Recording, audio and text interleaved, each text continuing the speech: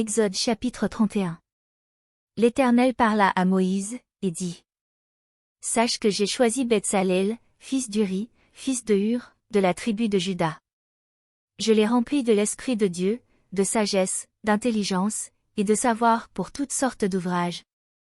Je l'ai rendu capable de faire des inventions, de travailler l'or, l'argent et l'airain. De graver les pierres à enchâsser, de travailler le bois, et d'exécuter toutes sortes d'ouvrages.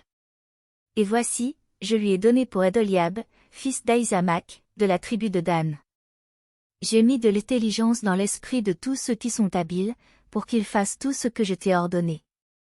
La tente d'assignation, l'arche du témoignage, le propitiatoire qui sera dessus, et tous les ustensiles de la tente. La table et ses ustensiles, le chandelier d'or pur et tous ses ustensiles. L'autel des parfums, l'autel des holocaustes et tous ses ustensiles, la cuve avec sa base. Les vêtements d'office, les vêtements sacrés pour le sacrificateur Aaron, les vêtements de ses fils pour les fonctions du sacerdoce. L'huile d'onction, et le parfum odoriférant pour le sanctuaire. Ils se conformeront à tous les ordres que j'ai donnés.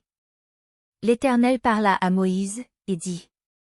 Parle aux enfants d'Israël, et dis-leur, vous ne manquerez pas d'observer mes sabbats, car ce sera entre moi et vous, et parmi vos descendants, un signe auquel on connaîtra que je suis l'Éternel qui vous sanctifie.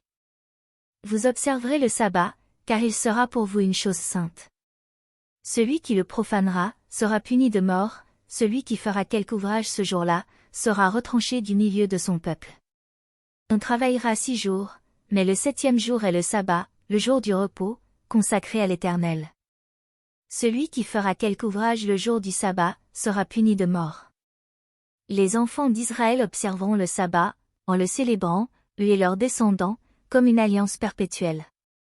Ce sera entre moi et les enfants d'Israël un signe qui devra durer à perpétuité, car en 6 jours l'Éternel a fait les cieux et la terre, et le 7e jour il a cessé son œuvre et il s'est reposé.